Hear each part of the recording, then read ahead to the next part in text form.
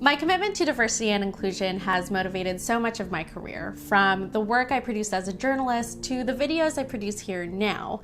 So it should be no surprise that when I've applied for jobs in the past, I've put a lot of thought into how inclusive that organization is before I accept or reject an offer. I've found that it can be really difficult to gauge a company's culture from the outside. So I spoke to Ruchika Tulshyan, the author of The Diversity Advantage: Fixing Gender Inequality in the Workplace. Ruchika is also one of my mentors, and she shared some tips for how young professionals can approach these topics during the job interview, and also some red flags to look out for.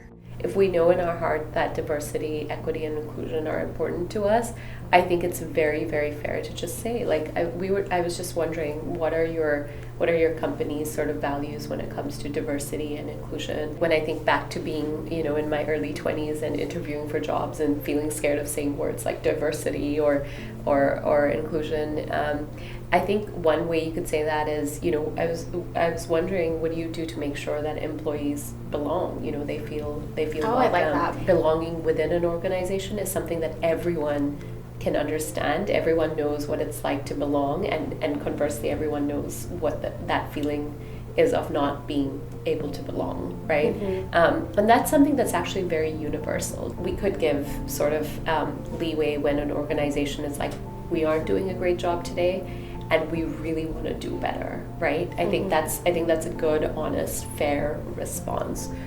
Where I would say the red flags start popping up is when people start, like when hiring managers start getting really defensive. They're like, oh no, things are fine, we're doing great. Or, something like, oh, the industry isn't great. And I've heard within the tech industry especially, I've heard like, we're better than other, industry players. Or, we do better than our competition. And you're kind of like, okay, well, then it feels very transactional, very check the box when it comes to diversity and inclusion.